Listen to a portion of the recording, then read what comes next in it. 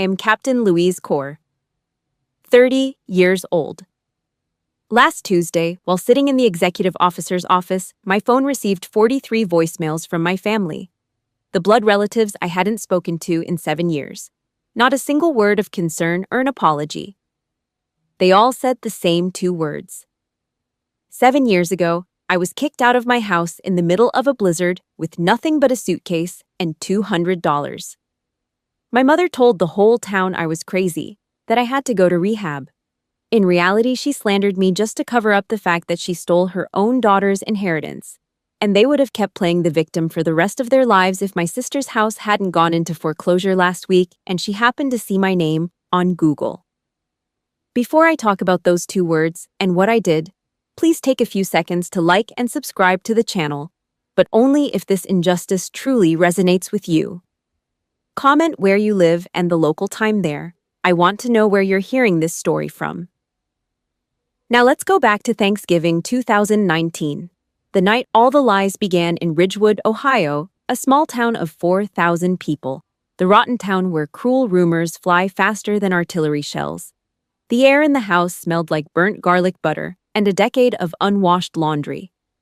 I stood at the kitchen sink, my back straight, elbows locked. Steam from the scalding water hit my face, but I didn't flinch. I had 2 jobs and 3 hours of sleep in my system, yet here I was, peeling 5 pounds of potatoes for people who didn't even know my middle name. My hands were raw, the skin red and weeping around the nails from the industrial soap I used at the diner. In the dining room, the silver clinked against the porcelain. It was a sharp, aggressive sound, like a countdown. "To Meredith," my mother Diane chirped. I heard the liquid hiss of cheap champagne pouring into glasses. Our very own insurance manager, a true professional, a daughter who makes this family proud. I walked into the dining room to set down the bowl of mashed potatoes. The contrast hit me like a physical blow. Meredith sat there, her hair perfectly blown out, glowing under the yellow dining light. She was checking her new Michael Kors watch, a gold-plated monstrosity that caught the light and threw it back in my eyes. I looked at my own hands, cracked, gray with exhaustion. I looked at her, polished, built on my back. I didn't sit down. I stood at the head of the table, the steam from the bowl rising between us. "Mom," I said. My voice was low, dry. "I need to ask about Grandma Ruth's fund, the $12,000. The room went dead. No one breathed. The only sound was the hum of the refrigerator in the kitchen. Diane slowly put her fork down. She didn't look angry. She looked disappointed. She leaned back, her eyes scanning the table, locking onto Aunt Patricia, then Cousin Bill, then my brother Kyle. A silent command to fall in line. "Louise, honey," Diane whispered, her voice dripping with that fake, sugary pity. "You're doing it again. You're not stable. We've talked about this. Your mind, it plays tricks on you." The gaslighting was so smooth, it almost felt like a lullaby. The 14 people at that table looked away. They focused on their turkey. They focused on their gravy. No one looked at me. I was a ghost at my own family's feast. "Go back to the kitchen, Louise," Kyle muttered, not lifting his eyes from his phone. "You're ruining the vibe." I didn't argue. I turned and walked back into the kitchen. But I didn't go back to the sink. I stepped over to the small ventilation window that opened out toward the porch. I heard the back door creak open and Diane's muffled voice speaking to Aunt Patricia. "I had to do it, Pat," Diane hissed. The sugar was gone. Her voice was cold steel now. "I moved the whole $12,000 to the down payment on Meredith's new Lexus. Meredith needs a car that reflects her status. Louise, look at her. She's never going to make anything of herself anyway. She doesn't need a future. She's just extra weight." A sharp cramp twisted my stomach. It wasn't hunger. It was the sudden, freezing realization that I was being hunted by the person who gave me life. The small fruit knife was still in my hand. I stared at it for a second before slamming it down. The blade sank 2 inches into the old oak cutting board with a dull thud. I walked back into the living room. My eyes were clear now. The fog of duty, had evaporated. "I heard you, Diane," I said. I didn't call her mom. Not anymore. Diane didn't even blink. She stood up, her face instantly crumpling into a mask of fake tears. She grabbed her chest, gasping for air. "Help! Gerald, do something!" she wailed at my father. "She's having another episode. She's dangerous. Look at her eyes." My father, Gerald, didn't look up. He stared at a slice of dark meat on his plate as if it held the secrets of the universe. He was a coward. He'd always been a coward. Kyle didn't stop scrolling on his phone. They were all in on it. The theft, the lie, the burial of my life. "You need help, Louise," Diane sobbed, pointing a trembling finger at the door. "You're sick. Leave this house. Don't you dare come back until you're ready to admit you've lost your mind. We can't have a lunatic under this roof." I looked at them one last time, a room full of parasites dressed in Sunday best. I reached into my pocket and felt the $200, my tips from the double shift at the diner. It was all I had. I went to the hallway, grabbed my old battered suitcase, and threw the door open. The Ohio winter hit me like a wall of needles. The wind screamed through the bare trees of Ridgewood, carrying the scent of ice and dead dreams. "Step out that door and don't you ever come back," Diane shrieked from the warmth of the hallway. I didn't look back. I stepped into the whiteout. Slam. The sound of the door closing was final. It was the sound of a coffin lid shutting on the girl I used to be. I was 23 years old, standing in a blizzard, with nowhere to go and no one to call. But as the cold seeped into my boots, a new thought flickered in the dark of my mind. If I was already dead to them, then I had nothing left to lose. And a woman with nothing to lose is the most dangerous soldier you'll ever meet. I started walking toward the bus station. The blizzard in Ridgewood didn't care that I was homeless. The wind ripped through my thin denim jacket like a serrated blade, mocking the $200 burning a hole in my pocket. I dragged my suitcase through 2 miles of unplowed slush, my breath coming in ragged, freezing gasps. The Greyhound station was a fluorescent-lit bunker smelling of bleach and stale cigarettes. I didn't look at the map. I didn't care where the road ended as long as it didn't lead back to the house on Maple Street. I bought the cheapest ticket to the furthest point, Portland. The bus arrived with a hiss of air brakes and a cloud of thick, choking diesel exhaust. I climbed into the back, choosing a seat where the heater was broken. I wanted to feel the cold. I needed it to keep me awake, to keep the numbness from settling into my bones. For 38 hours, the bus became my entire world. It was a vibrating metal tube hurtling through the dark heart of America. I leaned my head against the window, the glass rattling against my temple with a rhythmic, brain-rattling thud. I kept my phone in my hand, staring at the black screen. I waited. For a text from my father. For a voicemail from Kyle. For anything that proved I existed to them beyond my utility as a bank account. 10 hours passed, then 20. The battery died, and I didn't reach for the charger. The silence was the only answer I needed. They didn't care if I was dead in a ditch or shivering in a terminal. To them, I wasn't a daughter. I was a bad investment that had finally walked away. By the second day, my stomach began to cramp, a sharp, twisting reminder that I hadn't eaten since that bowl of mashed potatoes at the dinner table. I stared at the floor, watching a discarded candy wrapper dance in the draft. The man in the seat next to me was older, with calloused hands and a face lined by decades of outdoor labor. He looked like he'd spent his life building things other people owned. He didn't ask my name. He didn't ask why a 23-year-old girl was crossing the country with a single suitcase and eyes like flint. Without a word, he reached into a brown paper bag and pulled out a sub. He broke it in half, the movement slow and deliberate. He pushed the larger portion toward me. It was just white bread, cheap ham, and a single slice of wilted lettuce. It tasted like salvation. In 10 seconds, this stranger had shown more concern for my survival than the woman who had carried me for 9 months. I chewed the bread slowly, swallowing the last of my innocence with every bite.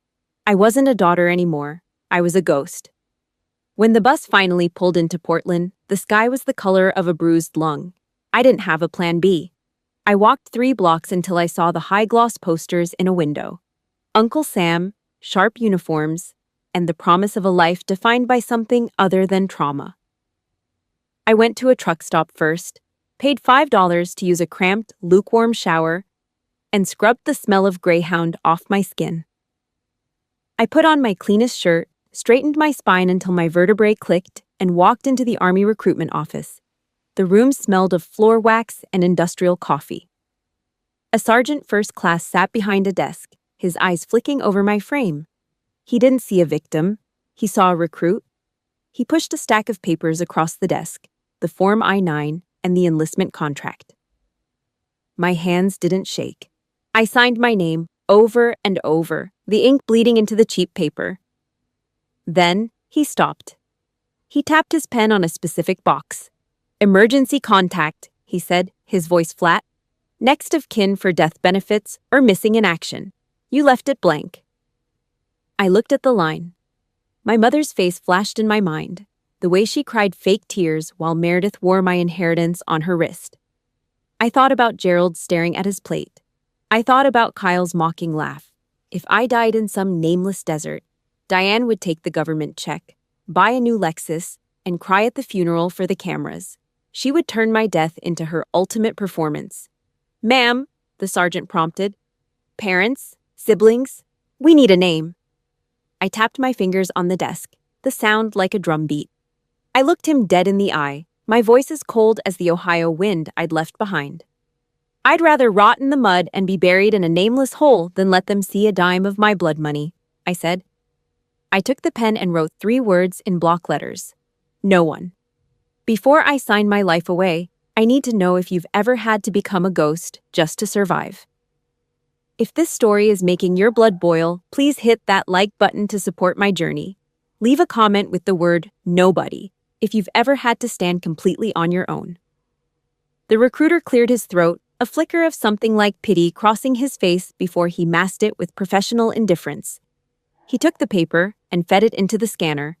The machine whirred, a high-pitched mechanical shriek that signaled the end of Louise' core. 3,000 miles away, in a warm kitchen in Ohio, Diane sat at her laptop. She took a sip of tea, adjusted her glasses, and clicked post on a status she'd spent an hour perfecting. "Please pray for our Louise. She's gone missing in a mental fog. A mother's heart is shattered today. We just want our baby girl home." The notification bell chimed. The likes began to pour in. Back in Portland, I stared at the gray rain hitting the pavement and didn't feel a thing. 4 a.m, Fort Leonard Wood. The rain didn't just fall, it assaulted.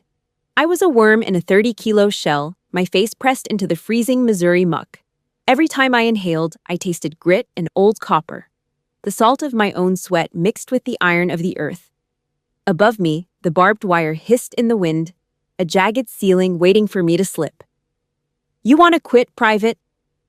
The drill sergeant's voice was a jagged rasp an inch from my ear. "You want to go back home to Mommy? Tell her it's too hard?" My knees were raw, the skin shredded against the hidden rocks in the trench. I didn't answer. I didn't have the breath for it. I dug my fingers into the slime and hauled my body forward another 6 inches. Every insult Diane had ever screamed at me, every time she'd called me a worthless junkie or a lunatic, I fed those words into my furnace. I used them to fuel the crawl. The squelch of the mud under my boots was the sound of her lies being crushed. I wasn't Louise the victim anymore. I was a weapon in the making. 300 miles away, the air in Ridgewood, Ohio, smelled like lavender room spray and rot. Kyle was sprawled on the floral sofa, the one I used to vacuum until my back ached. He didn't have a job, but his thumbs were busy. He adjusted the pillow behind his head and typed a tweet that made my skin crawl from half a state away. "Family is everything. Anyone who walks away from blood is nothing but trash. Hashtag family first." In the kitchen, Diane was busy too. She wasn't cooking. She was at the desk, the printer humming as it spat out flyers for the Sunday service. She'd spent the morning crying in Pastor Briggs's office, her face a masterpiece of practiced grief. She told him I was in a high-security rehab facility out west. She told him she drained her retirement to pay for the treatments I so desperately needed. She wasn't just stealing my inheritance, she was harvesting the town's pity, turning my forced exile into her crown of thorns. She clicked the mouse, her eyes cold and predatory behind her reading glasses. She was making a killing on my ghost. I didn't know about the flyers then. I only knew about the weight of the rucksack and the burning in my lungs. By my 3rd year in the service, the mud was gone, replaced by the sterile, fluorescent hum of logistics. I wasn't just moving crates, I was moving data. I was staring at a procurement ledger when I saw it, a rounding error that had swallowed $50,000 over 6 months. Most people would have ignored it. I lived for the details. I lived for the things people tried to hide. Colonel Margaret Hale didn't do pity. She was a woman built of gray stone and iron discipline. When she called me into her office, she didn't ask about my childhood. She didn't offer me a seat. She threw the ledger I'd flagged onto the desk. "You found this in 2 hours," she said. Her eyes were like radar, locking onto mine. "Why didn't you just file it and go to lunch like everyone else?" "Because the numbers are wrong, ma'am," I said. I stood at a perfect attention, my heels locked, my eyes on the wall behind her. And I don't tolerate wrong. Hale didn't smile. She just nodded once. It was the first time in 26 years someone had looked at my brain and seen something worth keeping. She slid a folder across the table. "OCS Officer Candidate School," she barked. "Get out of my office and start the paperwork. We need people who can see the cracks in the hull." 7 years. I traded my name for a rank. I traded my history for a uniform that didn't have a single loose thread. Now, I am Captain Louise Corr, executive officer at a base in the Pacific Northwest. I don't live in a house with a mortgage, I live in a fortress of my own making. I drive a 10-year-old Subaru with a perfectly maintained engine. I don't wear jewelry. I wear a silver watch that keeps time to the millisecond.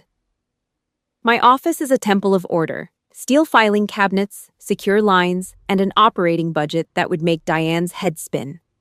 I was sitting in my chair, the leather creaking slightly as I leaned back. I'd just finished signing off on a deployment order for 10,000 troops. My hands were steady. They weren't the cracked, soapy hands of the girl in the Ridgewood kitchen. They were the hands of a woman who decided who lived and who died on a battlefield. I reached into my desk and pulled out a small cedar box. It was the only thing I'd kept from my grandmother Ruth. I traced the grain of the wood, thinking about the $12,000 that had bought Meredith Alexis she couldn't afford to gas up. I wondered if they still talked about me. I wondered if the lie was still profitable. Then, the phone on the desk buzzed. It wasn't the secure line. It was my personal cell. A number I hadn't changed in 7 years, kept active for a single, tactical reason. I wanted to be ready when the enemy finally ran out of ammo. The screen lit up. Area code 440. Ridgewood, Ohio. I didn't pick up. I just watched it. The vibration rattled against the wood, a frantic, desperate sound. They weren't calling because they missed me. They weren't calling because Diane had finally found her soul. They were calling because the bank was at the door, and they'd finally realized I was the only one who knew how to hold it shut. I let it ring until it stopped. Then I waited. 1 second. 2. The notification popped up. New voicemail. I leaned forward, my face reflected in the dark glass of the phone. I didn't feel anger. I didn't feel pain. I felt the cold, sharp satisfaction of an officer who had just watched the enemy walk right into the kill zone. The office was too quiet. Just the low, rhythmic rattle of the ventilation unit and the steam pipe knocking against the wall like a ghost trying to get in. I sat there, my spine pressed against the cold leather of the XO's chair. Outside, the gray Pacific Northwest rain turned the base into a watercolor smudge. On my desk, the phone sat like a live grenade. 43 voicemails. I reached out. My fingers were steady, the nails cut short, practical. I hit the speaker button. Louise, honey, it's Meredith." The voice was a wet, sticky mess of fake affection, the same voice that had called me a crazy junkie 7 years ago while she wore my inheritance on her wrist. "I saw your name online. Oh my God, a captain. We are so proud. Call me back, baby sister. I miss you so much. I didn't blink. I didn't feel that sucker punch of longing in my gut anymore. That nerve had been cauterized long ago. I didn't care about her missing me. She didn't ask about the 7 years of silence. She didn't ask about the scar on my forehead from a training accident, or if I was even alive. She just wanted a line of communication. Next message. My father, Gerald. The man who watched a stake during my exile. He sounded older, smaller. Hey Lou, it's your dad. Your mother says we should talk. Hope you're doing okay. He trailed off, the sound of his heavy, labored breathing filling the room before the beep cut him off. He was still a coward, still hiding behind Diane's skirt, still waiting for permission to be a father. Then Kyle, my little brother, the digital martyr. Look, Louise, I don't know what your problem is, but you need to answer. Mom's stressed. We're all stressed. Don't be a jerk. Call the house. I leaned back. The heater groaned, pushing out a gust of dry, dusty air. I took a sip of my coffee. It was black, cold, and bitter as a grudge. I let the messages play out like a surveillance tape. I wasn't a daughter listening to her family. I was a tactical officer analyzing an incoming threat. I opened my laptop. My hands moved with a practiced military precision. I didn't go to Facebook. I went to the public records portal for Ridgewood, Ohio. I was good at logistics. I knew how to follow the money, how to find the cracks in a supply line. It took me 10 minutes. There it was. Meredith's house, the one she'd bragged about, the one bought with the insurance money Diane had funneled her way, was listed in the foreclosure section, 6 months behind on the mortgage. The bank was circling like a shark that had caught the scent of blood in the water. I kept digging. Kyle's credit was a graveyard. Maxed out cards, 2 defaulted personal loans, and a legal notice for unpaid child support. And then there were my parents.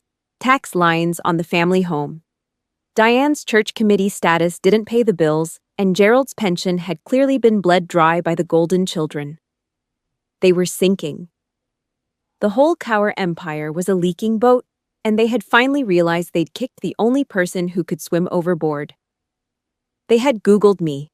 They saw captain. They saw executive officer. In their minds, they didn't see a woman who had bled and crawled through Missouri mud to earn every cent of her salary. They saw a government-backed ATM. They saw a perfect 780 credit score they could feast on. To them, I wasn't Louise. I was an asset to be liquidated. Message 43. The Queen herself. Diane's voice didn't have Meredith's honey or Gerald's stutter. It was flat, demanding. The voice of a woman who had never been told no and didn't plan on starting now. Louise, I know you're listening. I know you're sitting in that fancy office with your government check and your benefits. Your sister is about to lose her home. She has children, Louise. Real family. You have a duty to this house. You have a duty to me. I took care of you for 23 years, and now it's time to pay that debt. Call me back now. Don't make me come find you.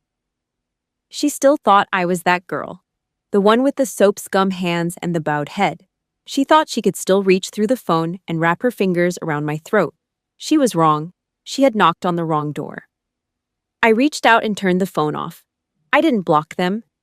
In the military, you don't always cut the wire. You leave the line open. You let the enemy talk. You let them give away their position, their desperation, their weakness. Silence isn't just a lack of noise, it's a tactical choice. It's a vacuum that draws the enemy out into the open. Radio silence. The phone started to vibrate again, dancing across the mahogany surface of my desk. I didn't look at it. I stood up now, my uniform crisp, the starch crackling slightly.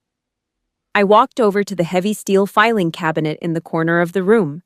My boots made a solid, rhythmic sound on the floor. No hesitance, no doubt. I knelt down and unlocked the bottom drawer. It slid open with a metallic growl. I reached past the deployment files and the budget reports. At the very back, hidden under a stack of old requisition forms, was the small cedar box. I pulled it out. The smell of old wood and dried lavender hit me. It was the only thing Diane hadn't managed to steal, mostly because she thought it was worthless junk. I sat on the floor, the cold concrete of the base underneath me, and ran my thumb over the grain of the lid. Diane said I owed her. She said I had a debt to pay. It was time to see what Grandmother Ruth had to say about that. I opened the lid. It was time to look at the evidence. It was time to find the truth that Diane had tried so hard to bury under 7 years of lies. I took a deep breath. The long game was over. The hunt had officially begun. The cedar box sat on my desk, smelling of old attics and secrets Diane couldn't quite reach. The rain drummed against the reinforced glass of my office, a relentless gray noise that matched the static in my head. I didn't use a letter opener. I used my thumb, tearing the yellowed envelope with a jagged, satisfying sound. Grandmother Ruth wasn't a woman of many words. She was a woman who knew the value of $1 and the price of a lie. The letter inside was dated October 2019. The ink was a faded, watery blue, but the message was a punch to the solar plexus. "Louise," it read, "you don't owe this family your life. You don't owe them your soul. Your future is in account 409. Don't let your mother see this." I stared at the numbers. $12,000. That was my ticket out. My college fund. My breathing space. 6 months ago, I'd hired a private investigator out of Cleveland to follow the paper trail Diane had tried so hard to burn. The report sat at the bottom of the box, heavy and cold. I pulled out the first attachment, an email from Aunt Patricia. Her conscience had finally hit its expiration date. She'd sent a PDF of a bank statement from November 2019. Account 409 had been drained, wiped clean. The recipient wasn't a college or a landlord. It was Ridgewood Motors. The buyer, Meredith Kaur. My sister had been driving my grandmother's Legacy for 7 years while I was crawling through Missouri mud just to afford a pair of boots. I reached into the top drawer and pulled out a heavy glass lens. I needed to see it. I needed the physical proof. I spread the withdrawal authorization form across the mahogany desk, the fluorescent lights overhead making the white paper blinding. There it was. My name. Louise Kaur. Written in a shaky, slanted hand at the bottom right. Forgery. It's a clean word for a dirty crime. I leaned in, my eyes locking onto the signature. Diane was good, but she wasn't an artist. She had that specific, arrogant hook on the tail of the capital K. A flourish she used when she felt she was winning. It was the same K she used to sign her church committee notes. She hadn't just stolen the money. She'd sat at that kitchen table, probably drinking her cheap tea, and practiced my name until she could kill my future with a single stroke of a pen. The realization hit me like a tactical strike. She hadn't called me unstable and mentally ill just to hurt my feelings. She did it to build a legal fortress. If I were officially crazy, my word meant nothing. If I were a junkie in rehab, no cop in Ohio would listen to me talk about bank fraud. She had buried me alive in a coffin of rumors so she could buy Meredith a Lexus. She turned the whole town into her accomplices, making them pray for my recovery while she cashed the checks. I felt a cold, sharp stillness settle over me. It wasn't anger. Anger is hot and messy. This was iron. This was a mission profile. I stood up, my uniform crisp, every button a brass eye watching the room. I walked to the window and looked out at the base. 7 years I'd spent running. 7 years I'd spent thinking I was the problem. Diane hadn't just taken the money. She'd taken my peace. She'd forced me into a war I didn't know I was fighting. A sharp knock at the door broke the silence. "Enter," I barked. My voice was steady, the XO voice that made lieutenants sweat. Colonel Margaret Hale pushed the door open. She didn't look at the box or the papers. She didn't need to. She held a steaming mug of black coffee in one hand and a thick ivory envelope in the other. She dropped it on my desk. "This just came through the command office," Hale said. Her voice was like gravel under a heavy tread. "The veterans of foreign wars in your hometown are throwing a massive community fundraiser next month. They're looking for a keynote speaker, a success story, someone who wears the uniform and knows where they came from." I didn't move. I looked down at the glossy flyer that had slid out of the envelope. It was a high-budget production, all red, white, and blue, screaming about Ridgewood pride. My eyes tracked down to the bottom of the page, to the list of organizers. There it was, printed in a bold, arrogant font that seemed to sneer at me from the page. Diane Kaur, chairperson of the Community Outreach Committee. The enemy hadn't just opened the door, she'd invited me into the kill zone. She wanted a war hero to show off to her church friends, to prove what a good mother she was for saving me from my imaginary addiction. She had no idea that the girl she'd kicked out in the snow was gone. She was inviting a captain of the United States Army to her banquet, but she was going to get a court-martial. They specifically requested a representative from the Pacific Northwest Command, Hale added, her eyes narrowing as she watched my face. You want it, Louise? Or should I send Miller? I looked at the forged signature on the desk, then back at Diane's name on the flyer. I felt the edge of a smile touch my lips, a thin, sharp line that didn't reach my eyes. I didn't hesitate. I didn't need to check my calendar. No, ma'am, I said, my voice dropping an octave, cold and final. Send me. It's time I went home and settled the bill. The blue light of the monitor was the only thing cutting through the dimness of my office, casting shadows against the steel cabinets. It was 2000 hours. The base was settling into its nighttime hum, the rumble of a Humvee and rain on the roof. My phone, lying face up on the mahogany desk, buzzed with a relentless energy. Notifications. I didn't pick it up. I just watched it dance across the wood until the screen went dark. I finally clicked the link on my laptop. Kyle had finally pulled the trigger. He wasn't subtle. He was a small-town bully with a smartphone and a grudge, hiding behind a screen. There it was. A public Facebook post, shared 42 times in 2 hours.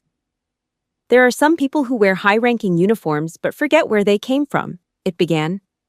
It was passive-aggressive bile, written in that blue-collar martyr tone he'd perfected. He talked about family duty and leaving a sister to lose her home while playing war games in the woods. He painted me as a cold, heartless machine. He ended it with a hashtag that made my stomach turn. Hashtag family first. Below it, the digital vultures were already circling. Old neighbors and high school teachers were piling on. So sad, one wrote. Diane raised her better than that. Then Diane's profile commented, I'm still praying for her. A mother never stops loving. I stared at the screen. I didn't feel the old sting. I didn't reach for the phone to call him a liar. I didn't type a defense. That's what they wanted. They wanted a mud fight in the town square. They wanted me to look unhinged to prove Diane's 7-year-old lie that I was unstable. But I wasn't that girl from the kitchen anymore. I was a captain. I understood tactical advantages. My hand was steady as I hit the print screen shortcut. Save. I moved the file into a folder I'd labeled Operational Target Assets. Every lie, every public shaming, every veiled threat was just more ammo for the barrage I was about to drop on Ridgewood. They thought they were isolating me. They didn't realize they were documenting their own fraud. I shut the laptop with a metallic snap. The silence of the base felt cleaner than the air back in Ohio. I walked down to the mess hall. The air inside was thick with industrial floor wax and the salty steam of beef stew. Humming fluorescent lights flickered with a faint, greenish tint. It was noisy. Steel trays clattered. Heavy boots stomped on the linoleum. It was a rough, honest sound. No one here was pretending. I sat at a corner table. A tray slid into the spot across from me with a loud clack. Jess, a logistics sergeant with short-cropped hair and a grease stain on her left thumb, didn't ask for permission. Miller, a mountain of a man with silvering hair and eyes that had seen too many desert suns, sat next to her. You're quiet today, ma'am, Jess said. She didn't stand on ceremony. She just looked at my face, her eyes narrowing. She reached into her pocket, pulled out a half-empty bottle of Cholula, and slid it across the table. It was the good stuff. Rough day? Miller asked. He was chewing on a piece of dry bread, his voice a low rumble. Going home this weekend, I said. Jess hicked her shoulder. Ohio, right? The big fundraiser? Yeah. Need backup? She asked. It wasn't a joke. She meant she'd take leave right now and watch my flank. Miller just nodded once, his eyes steady. I looked at them. None of us shared blood. But 7 years ago, when I was puking in the Missouri mud from exhaustion, Jess had carried my 30-kilo pack for the last 2 miles.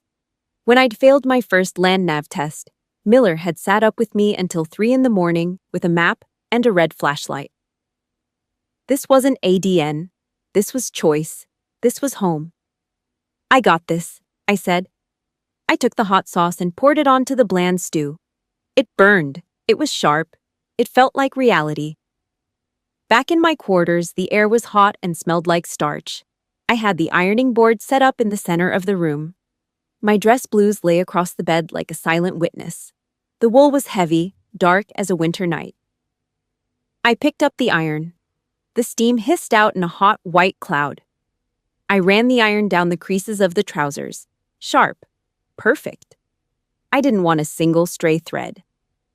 No wrinkle Diane could use to find a crack in my armor. I took a soft white cloth and brass polish. One by one, I cleaned the buttons. I wiped the dust off the ribbons, the ones I'd earned for service, for marksmanship, for not quitting. They weren't just decorations. They were receipts for every drop of sweat I'd shed while Meredith was driving that Lexus. I didn't pack a gun. I didn't need one. My uniform and the truth I carried were the only weapons I'd ever need to destroy the house of cards they'd built. I folded my civilian clothes into a small suitcase, 2 pairs of worn jeans, a flannel shirt. Minimal, tactical. I pulled the zipper, the sound sharp and final. I stood in front of the mirror, my fingers steady as I fastened the final brass button of the jacket. I wasn't a daughter. I wasn't a lunatic. I was a captain of the United States Army, and I was going back to reclaim the name they'd dragged through the mud. I'm looking at these medals, and I realize blood isn't what makes you family. It's who stands in the mud with you when the world turns its back. If you've ever found your real home in people who aren't your relatives, hit that like button. And do me a favor, comment the word chosen below if you've ever had to burn a bridge to find the right path. I checked my watch. 0400. The flight to Ohio leaves in 2 hours. I grabbed the suitcase and walked out, the sound of the door locking behind me echoing in the empty hallway like a gunshot. The wheels of the commercial jet hit the tarmac at John Glenn International with a dull, jarring thud. Ohio air was heavy, smelling of damp earth and industrial exhaust. I didn't have much luggage, just one hard-shell suitcase and a garment bag that held my skin. I went straight to the rental counter. I didn't want a flashy SUV. I chose a black Ford sedan, something that looked like a shadow under the flickering orange streetlights of the highway. I drove east. The further I got from the city, the more the landscape began to decay. Ridgewood wasn't a place people moved to. It was a place they got stuck in. I crossed the town line at 2200 hours. Main Street was a graveyard of broken promises. The old hardware store was boarded up with gray plywood covered in faded, for-lease signs that nobody was ever gonna answer. The neon sign of the Lucky Star pawn shop flickered. Open. Pen. Like a dying heartbeat. I drove past the diner where I used to work double shifts. I could almost smell the old grease and the floor cleaner. 7 years ago, I walked this same stretch of asphalt in a blizzard. My feet numb, my heart a hollowed-out shell. Back then, not a single car slowed down. Not a single person offered a ride to the girl they'd branded as a lunatic. A cold, physiological shiver crawled up my spine, a ghost of the old trauma trying to claw its way back. I gripped the steering wheel until my knuckles turned white. I inhaled, a slow, tactical 4-count. I pushed the fear down into the dark where it belonged. I wasn't that girl anymore. I was an XO. This wasn't a homecoming. It was an insertion. The next evening, the parking lot of the Maple Community Center was choked with rusted-out Ford F-150s and mid-sized sedans. This was the big night, the Ridgewood Pride fundraiser.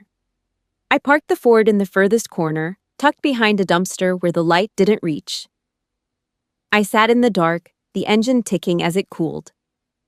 A familiar white pickup truck pulled into the VIP lane. Kyle. He hopped out, adjusted his cheap suit jacket, and walked around to open the door for Diane. I watched her through the rearview mirror, my eyes locked on the target. Diane stepped out, wearing a navy silk dress that probably cost more than Gerald's monthly pension.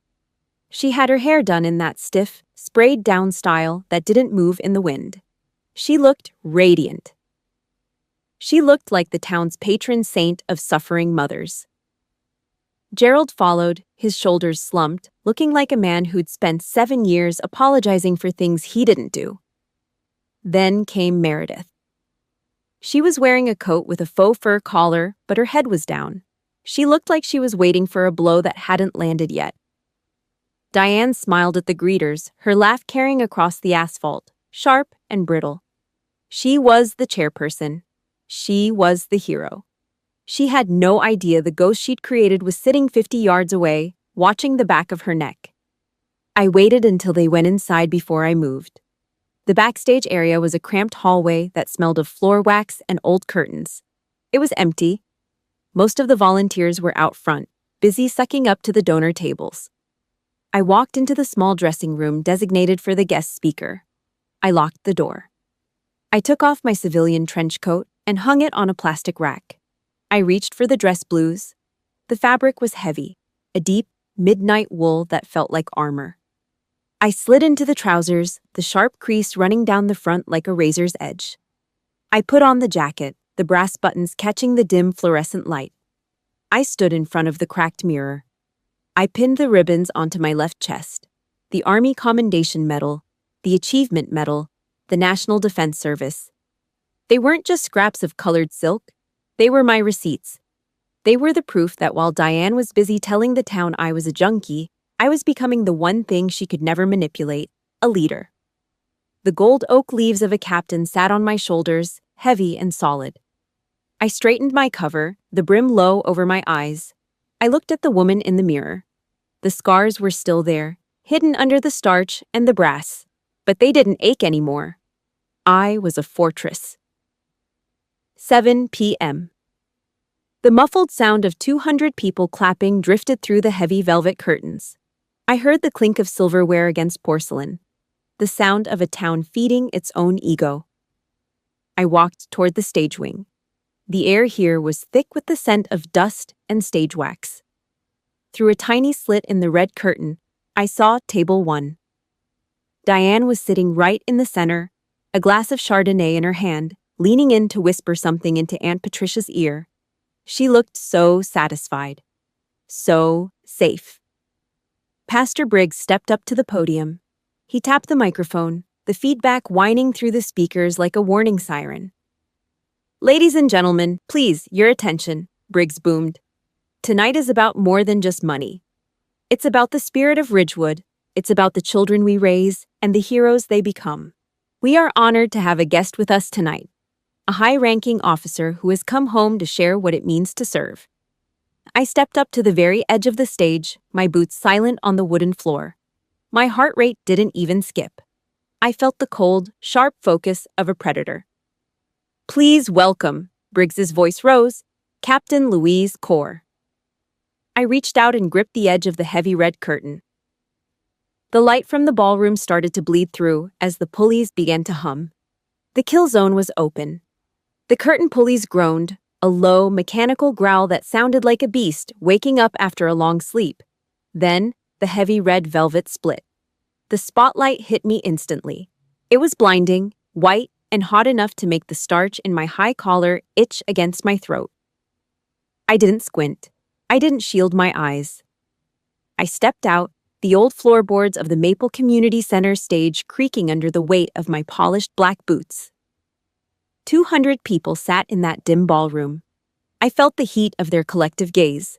It was a sea of faces I'd known since I was a kid. Neighbors, teachers, the people who used to tip me a quarter at the diner. But they weren't looking at the girl who used to scrub their grease off the tables. They were looking at the midnight blue wool of the dress blue uniform. They were looking at the silver oak leaves of a captain catching the light. I scanned the room with the practiced precision of a tactical officer. Table 1 was right in the center, positioned for maximum visibility. Diane was there. Her hand was halfway to her mouth.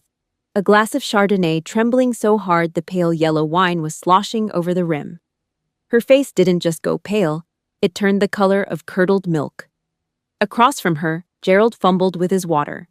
I heard the sharp, frantic clatter of ice cubes hitting the floor and the splash of water soaking into his trousers. He didn't even reach for a napkin. He just stared at me, his mouth hanging open like a landed fish gasping for air. Meredith was right next to him. She wasn't glowing anymore. She looked small, hunched over. Her hand was clamped tight over her chest, right over the spot where her expensive watch was hidden under a silk sleeve. She looked like she was about to vomit in front of the whole town. The applause started. It was loud and rhythmic, the kind of hollow standing ovation people in small towns give when they want to feel patriotic. But as I reached the podium and adjusted the microphone, the sound began to rot. One by one, the hands stopped. The smiles curdled into confusion. The realization was spreading through the room like a gas leak in a basement. That's the core girl, the one who went crazy. The junkie daughter. I gripped the edges of the wooden lectern. I didn't have a speech written down. I didn't need one. The silence in the room was absolute now, the heavy, wet silence you find in a graveyard at 3 a.m. I could hear the whistle of Diane's shallow, panicked breathing from 20 feet away. "My name is Captain Louise Core," I said. My voice didn't shake. It was the voice I used to command a motor pool of 300 men in a desert storm. It was a hammer hitting a cold iron nail. 7 years ago, I stood on Main Street in the middle of a blizzard. I had a suitcase and $200 in my pocket. I didn't have a coat. And I didn't have a family. A soft, shocked murmur rippled through the back of the hall. I saw Aunt Patricia lean back, her eyes wide with a sudden, ugly realization. "Some of you in this room were told a story," I continued. I locked my eyes onto Diane. She was hunched over the table now, her fingers digging into the white linen tablecloth so hard I could see her knuckles turning white. Her manicured nails were snagging the fabric. "You were told I was unstable. You were told I was in a secure facility out west, getting help for a problem I never had. You were told I was a burden that this town's chairperson had to carry with a heavy heart and a mother's grace." I let the words hang. The feedback from the speakers hummed, a low, accusing drone that filled the gaps between heartbeats. Diane tried to stand up. Her knees buckled immediately, and she fell back into her chair with a muffled thud. She looked at the church ladies next to her, desperate for a hand to hold her up, but they were all staring at the stage. "The truth is," I said, my voice dropping an octave, becoming cold and surgical, "I wasn't in rehab. I was in a trench. I spent 7 years earning the right to wear this uniform while some people in this room were busy forging my signature on bank documents to buy a Lexus." A glass shattered under a table in the back. The sound was like a gunshot in the still air. "I run logistics for the United States Army," I said, leaning directly into the mic. "I manage the lives and the movements of 10,000 soldiers. I am not a problem to be managed. I am not a recovery story for your church flyers. I am the woman you tried to bury, and I'm here to tell you that the bill has finally come due." I didn't wait for a response. I didn't look for tears or apologies. I saw the mask on Diane's face crumble. It wasn't a slow fall. It was a total, catastrophic collapse. Her jaw was trembling, her eyes darting around the room, looking for an exit that wasn't there. 200 pairs of eyes shifted. They weren't looking at her with pity anymore. They were looking at her like she was a stain on the good name of the town. I stepped back from the podium. I didn't bow. I didn't thank them for their time. I turned and walked down the side stairs, my boots hitting the wood with a steady military cadence. Thud, thud, thud. The crowd parted for me like I was a predator in a tank of minnows. I didn't go toward the back exit. I walked straight down the center aisle, my eyes fixed on table 1. Diane was shaking so hard her silverware was rattling against the china. Gerald was looking at the floor. Kyle was frozen, his phone still gripped in his hand, but he wasn't recording anymore. I stopped 2 feet from my mother. The smell of her expensive perfume was suffocating, mixing with the sharp, sour scent of the spilled Chardonnay. I leaned down, my face inches from hers. I didn't whisper. I wanted every person at the VIP tables to hear it. "The bank called me Diane," I said. I straightened my back, my silver oak leaves gleaming under the harsh house lights. I turned my back on her and started walking, the heavy silence of the room trailing behind me like a shroud. I reached the heavy oak doors at the back of the hall and gripped the brass handles. I didn't look back. I already knew what I was going to find in the parking lot. The silence in the ballroom wasn't empty. It was heavy, like the air right before a transformer blows. I stepped off the stage, my boots hitting the hardwood with a rhythmic metallic click, the sound of a hammer falling on an empty chamber. The 200 people in the hall didn't move. They just watched, their faces lit by the blue glare of their own smartphones. I didn't look at them. I didn't need a crowd to tell me who I was anymore. I headed for the exit, my spine a straight line of cold iron. But before I could reach the heavy oak doors, the smell of cheap lavender and sour Chardonnay hit me. It was the scent of my childhood nightmares, now decaying in the open air. "Louise! Sweetie!" Diane's voice was a jagged shriek, desperate and thin. She scrambled toward me, her silk dress rustling like dry leaves in a gutter. She looked like a wreck. Her hair was coming loose from its stiff spray, and her eyes were wide, darting around at the neighbors who were recording every second of her collapse. She reached out, her hands trembling, aiming for a hug that was supposed to save her image in front of the cameras. A final, desperate attempt to play the loving mother for the lens. I didn't flinch. I didn't shout. I just took one sharp, deliberate step back. Exactly 36 inches. Standard military interval. Diane's arms hung in the air, grasping at nothing but the cold draft from the hallway. She looked like a broken marionette. The flashes from the phone strobed incessantly, catching the moment the town's saint was rejected by the ghost she'd tried to bury. The digital light was cold and unforgiving, exposing every wrinkle of her lies. "Don't," I said. The word was a scalpel. Cold. Precise. "Louise, please," Diane whispered, her voice dropping to a frantic hiss as she leaned in, her breath smelling of panic and wine. "Think about the family. We can fix this. Just tell them. Tell them it was a misunderstanding. Tell them you were confused. We'll go home. We'll have a talk. Just the four of us. Please, Louise, my reputation? The church fund." I looked at her. I didn't see a mother. I saw a bottom feeder trying to find a new vein to tap. She wasn't worried about my soul. She was worried about her social standing. Meredith pushed through the crowd then, her face a mask of blotchy red skin and smudged eyeliner. She didn't look like an insurance manager. She looked like a gambler who just lost her last chip on a bad bet. "We need to talk about the house, Louise," Meredith stammered, her voice high and unstable. "The bank. They're coming on Monday. You have the money. You're a captain now. You have government benefits. You can't just let us starve while you're living high on the taxpayer's dime. It ain't right." Kyle was right behind her, his chest puffed out in that fake, small-town tough guy stance he'd used since high school. He was still holding his phone, but the screen was dark. He knew he'd lost the internet war, and the realization was turning his fear into a pathetic kind of rage. "You're really gonna do this?" Kyle spat, his voice cracking. "After everything Mom did for you, you're gonna walk out and leave us in the dirt? You're a real piece of work, Lou. Ungrateful trash. You think that uniform makes you better than us? You're still just the crazy girl we had to cover for." I didn't answer him. I didn't owe him a syllable. I turned my gaze back to Diane. She was leaning against a banquet table now, her fingers digging into the wood so hard the white linen was bunching under her nails. The motherly mask was gone. In its place was something raw and ugly, the face of a predator that had finally run out of territory. "I listened to the voicemails, Diane," I said. My voice was low, but it carried through the hush of the hall like a gunshot. 43 of them. I played them all on the flight over. I kept waiting for one word. Just one. Diane's eyes narrowed, the tears vanishing, replaced by a cold, calculating hardness. "What word?" "An apology," I said. A sharp, collective gasp went up from the women at table 2.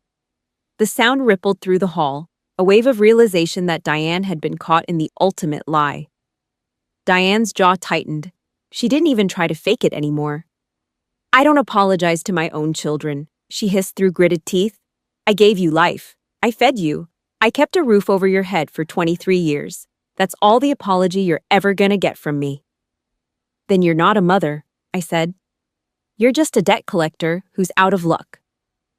I leaned in closer, my face inches from hers. I wanted her to see the silver oak leaves on my shoulders. I wanted her to feel the weight of the 7 years she'd stolen from me, the years I'd spent bleeding and sweating while she lived on my grandmother's money.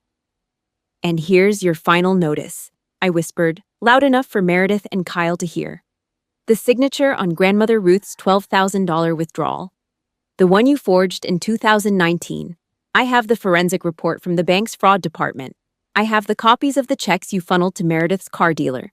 The statute of limitations for identity theft and forgery in Ohio hasn't run out yet, Diane. Every time you mention my name in this town, every time you post a lie on the internet, I'm gonna send another page of that report to the district attorney. Try me.